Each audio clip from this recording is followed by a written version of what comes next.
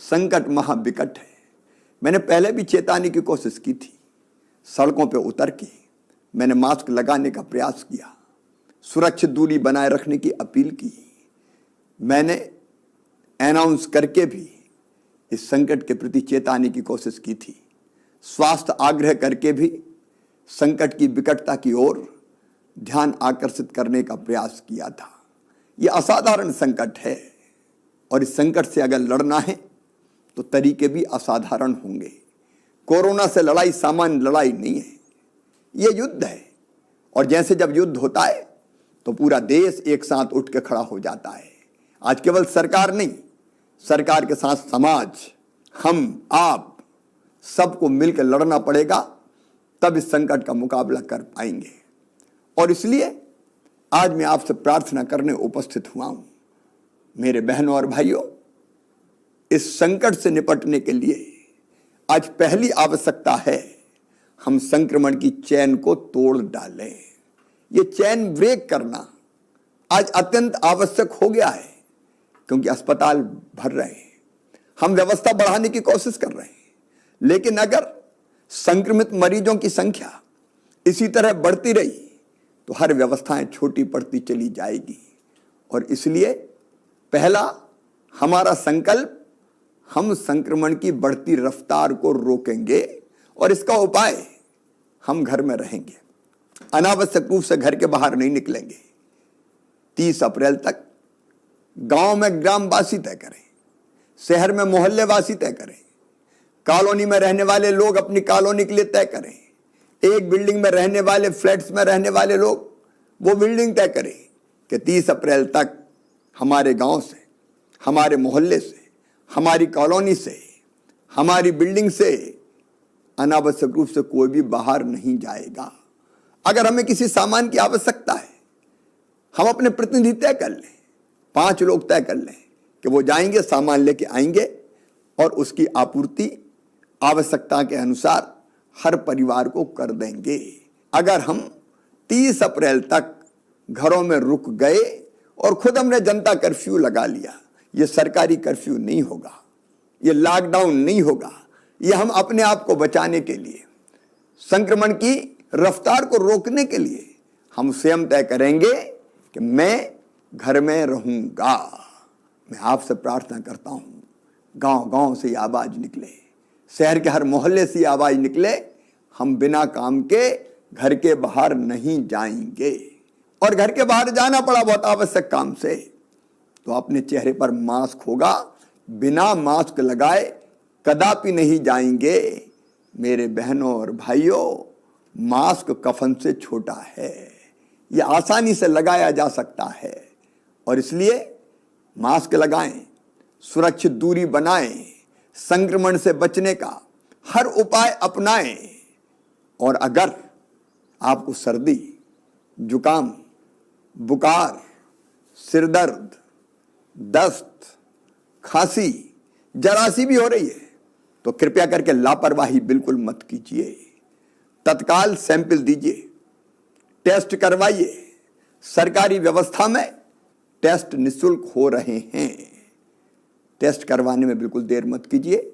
और हां, एक बात और याद रखिए, टेस्ट करवाने के बाद अपने आप को अकेले में कर लीजिए, घर में अकेले रहिए, परिवार के लोगों से भी संपर्क मत रखिए, क्योंकि टेस्ट की रिपोर्ट आने तक अगर आप पॉजिटिव है और आप लगातार घूमते रहे तो पता नहीं कितने लोगों को कोरोना और ग्रसित कर लेगा। आपको भी बचना है तो दूसरे को भी तो बचाना है ना हमें, इसलिए अकेले में रहिए, ये मेरी प्रार्थना है। और अकेले में रहेंगे तो परिवार को भी बचा पाएंगे। क्या आप अपने परिवार से प्यार नहीं करते? और हां, जैसी रिपोर्ट आपकी आ जाए और रिपोर्ट पॉजिटिव आती है तो घर में होम आइसोलेट हो जाइए, होम आइसोलेशन में रहिए, मतलब घर में अलग कमरे में रहिए, परिवार के किसी सदस्य के संपर्क में मत आइए। अगर आप उसको प्यार करते हैं तो, और परिवार वाले भी कितना ही प्यार करें, अगर हमारे परिवार से कोई संक्रमित हो गया है तो हम उससे नहीं मिलेंगे ताकि हम संक्रमण से बचे रहें। उसको अलग से भोजन दिया जा सकता है। जैसे ही आप होम आइसोलेट होंगे, हम ये व्यवस्था कर रहे हैं कि घर में ही आपको एक दवाई का किट पहुंचा दिया जाएगा। उस दवाई के किट में सभी आवश्यक दवाइयां रहेगी। होम आइसोलेशन में रहने वाले मरीजों को मेडिकल सलाह देने हेतु ई संजीवनी कॉल सेंटर से जोड़ा जा रहा है। हम ये सुनिश्चित कर रहे हैं कि कॉल सेंटर से टेलीमेडिसिन के माध्यम से डॉक्टर संक्रमित भाई बहन से फोन करके ये सलाह दे कि उसको क्या करना है, क्या नहीं करना है। आपके जो लक्षण है आप बताएं, डॉक्टर से सलाह प्राप्त करें। और हां, होम आइसोलेशन में दवाओं का किट आपको निःशुल्क पहुंचाया जाएगा। निःशुल्क पहुंचाया जाएगा। आप डॉक्टर द्वारा बताई हुई सारी सावधानियां रखें। जो दवाएं दी गई है उन दवाओं का सेवन करें। मेरा विश्वास है कि घर पर ही आप पूर्णतः स्वस्थ हो जाएंगे। और हां, यदि घर में रहने के लिए अलग स्थान नहीं है तो अभी चिंता मत कीजिए। बाकी परिवार को बचाना है तो आप कोविड केयर सेंटर में आ जाइए। 110 कोविड केयर सेंटर पूरे प्रदेश में प्रारंभ कर दिए गए। हर जिले में कोविड केयर सेंटर है। जरूरत पड़ेगी तो हम और बनाएंगे ताकि आपको कोविड केयर सेंटर में रखा जाए। कोविड केयर सेंटर में डॉक्टर आपकी देखभाल करेंगे, स्वास्थ्य विभाग का अमला रहेगा, भोजन चाय नाश्ते की व्यवस्था की जाएगी और आप स्वस्थ हो जाएं, इसका पूरा प्रयास किया जाएगा। इसलिए घर में जगह नहीं है तो बिल्कुल संकोच मत कीजिए, कोविड केयर सेंटर में आइए। इसके बाद भी कोई समस्या पैदा होती है तो चिंता करने की जरूरत नहीं है, वहां से अस्पताल भेजने की व्यवस्था भी की जाएगी। लेकिन अगर इतना ध्यान आप रखेंगे तो अस्पताल जाने की नौबत नहीं आएगी। क्या आप इतना सहयोग नहीं करेंगे कि लक्षण आते ही आप टेस्ट करवा लें, इलाज कर लें, ताकि अस्पताल में भेजने की नौबत ही ना आए। अस्पताल में मेरे बहनों और भाइयों, बिस्तरों की संख्या हम लगातार बढ़ाने का प्रयास कर रहे हैं। सरकारी अस्पतालों में भी बिस्तर की संख्या लगातार बढ़ाई जा रही है। 1 अप्रैल को जहां हमारे पास कुल 21,159 बिस्तर उपलब्ध थे, आज उनकी संख्या बढ़ के 40,784 हो गई है। 30 अप्रैल तक इन बिस्तरों की संख्या बढ़ा के हम 50,000 तक पहुंचा देंगे। सरकारी अस्पतालों में बिस्तर की संख्या बढ़ रही है, प्राइवेट अस्पताल भी बिस्तरों की संख्या बढ़ा रहे हैं। हम प्राइवेट अस्पतालों को भी सरकारी भवन दे रहे हैं कि आप आइए, अपना अस्पताल प्रारंभ कीजिए। हर तरह की व्यवस्था में सरकार सहयोग दे रही है। और केवल प्राइवेट सेक्टर नहीं, अब तो स्वयंसेवी संस्थाएं भी अस्पताल बनाने आगे आ रही है। मैंने कहा कि संकट ऐसा है जिसमें सबको मिलकर लड़ना पड़ेगा। राधा स्वामी सत्संग व्यास इंदौर में अस्पताल तैयार कर रही है। हमारी लगातार कोशिश होगी हम बिस्तरों की कमी आपको ना आने दें, लेकिन संसाधनों की एक सीमा भी तो है। बीच में ऑक्सीजन की किल्लत पैदा हुई, चारों तरफ ऑक्सीजन की कमी के कारण एक विकट संकट हमारे सामने पैदा हो गया, क्योंकि अप्रत्याशित संख्या है मरीजों की। किसी ने कल्पना ही नहीं की थी कि ऑक्सीजन की इतनी आवश्यकता पड़ेगी। लेकिन प्रधानमंत्री जी से मैंने आग्रह किया, गृह मंत्री भारत सरकार से बात की, उद्योग मंत्री से बात की, स्वास्थ्य मंत्री से बात की, और आज मैं आपको आश्वस्त कर रहा हूं, अब ऑक्सीजन की आपूर्ति लगभग सामान्य होती चली जा रही है। 8 अप्रैल को ऑक्सीजन की आपूर्ति 130 मीट्रिक टन थी, जो 12 अप्रैल को बढ़ के 267 मीट्रिक टन हो गई। 17 अप्रैल को बढ़ के 390 मीट्रिक टन हो गई। और आगे बढ़ती हुई ऑक्सीजन की आवश्यकता को देखते हुए मैं प्रधानमंत्री जी को धन्यवाद देना चाहूंगा। 20 अप्रैल तक 445 मीट्रिक टन ऑक्सीजन हमें प्राप्त होगी, 25 अप्रैल तक 565 मीट्रिक टन और 30 अप्रैल तक 700 मीट्रिक टन ऑक्सीजन हमको प्राप्त होगी। हम ऑक्सीजन बनाने के संयंत्र लगाते चले जा रहे हैं। छोटे छोटे संयंत्र जो स्थानीय स्तर पर उत्पादन करें, उसकी कोशिश भी लगातार जारी है। ऑक्सीजन कंसंट्रेटर खरीद के हम एक पेशेंट को अगर सामान्य ऑक्सीजन की जरूरत है तो हम वो भी ऐसे पेशेंट्स को अस्पताल में प्रदान करेंगे ताकि उसकी आवश्यकता पूरी हो जाए। हर संभव प्रयास हम करेंगे। इसके साथ साथ एक और दिक्कत हमारे सामने आई और वो थी रेमडेसिविर इंजेक्शन की। मेरे बहन और भाइयों, इंजेक्शन की मांग बढ़ती चली गई। मध्य प्रदेश में इंजेक्शन बनता नहीं है, उत्पादित नहीं होता, हमको बाहर से मंगाना पड़ता है। पूरे देश में इंजेक्शन की कमी के कारण चारों तरफ चिंता व्याप्त हो गई।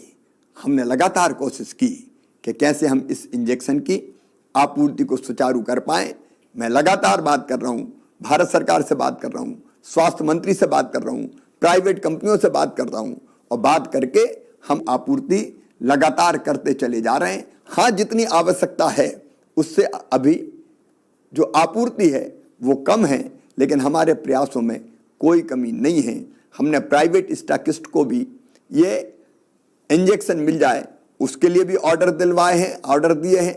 सरकारी सेक्टर में भी हमारे पास इंजेक्शन आ जाए इसलिए प्राइवेट कंपनियों को ऑर्डर दिए हैं। अलग अलग दिन लगातार इंजेक्शन्स आ रहे हैं।